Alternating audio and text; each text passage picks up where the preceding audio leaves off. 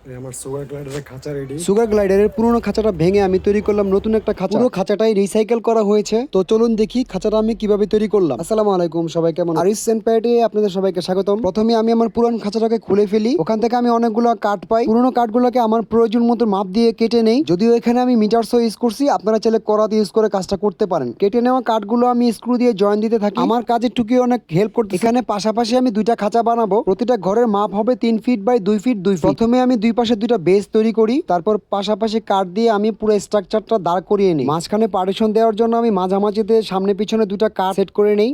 উপরে এবং নিচে আড়াআড়ি ভাবে আমি কিছু কাঠ জয়েন দিয়ে দিই। এতে আমার পুরো স্ট্রাকচারটা শক্ত হবে এবং এখানে যে নেটগুলো হবে এই কাঠের উপর বসবে। এবং নিচের দিকে আমি আমার পাখির পুরনো কিছু খাঁচার নেট ছিল ওগুলা সেট করি। নেটগুলোর গ্যাপ বড় হওয়ায় এখান দিয়ে ওদের সব ময়লা নিচে পড়ে যাবে। নিচে আমি ট্রে সেট করে দিব। শুরুতে আমি আমার মাঝের নেটটা সেট করি, যেহেতু এটা ভিতরে থাকবে, পরে সেট করলে ঝামেলা হবে। এরপর আস্তে আস্তে আমি সব দিকে নেট লাগানো শুরু করছি। কাঠের সাথে স্ক্রু এবং ওয়াশার দিয়ে আমি নেটগুলো সেট করছি।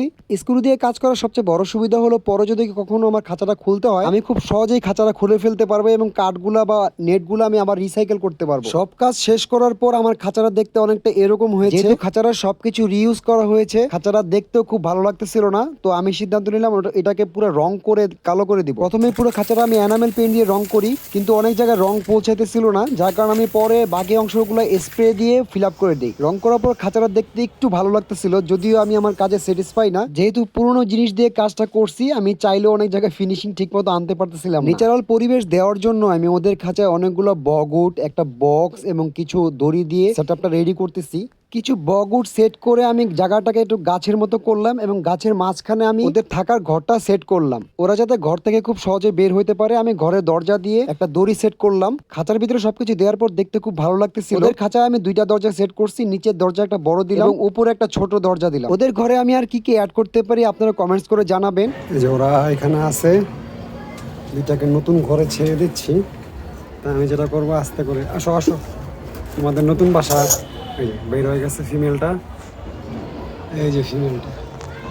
আর এই গেছে মুখ। মেলটাকে আমি খাবারের লোভ দেখিয়ে বের করতে চাইছিলাম, ও খাবারটা নিয়ে ঘরে ঢুকে গেছে। ফিমেলটা নতুন ঘরটা ঘুরে ঘুরে দেখতেছিল। আশা করি ঘরটা ওদের ভালো লাগবে। আপনাদের কি মনে হয়, ওরা কি ঘরটা পছন্দ করবে? ওদের পরবর্তী আপডেট পেতে আমার পেজটা ফলো বা লাইক দিয়ে রাখতে পারেন। সবাই ভালো থাকবেন, আল্লাহ হাফেজ।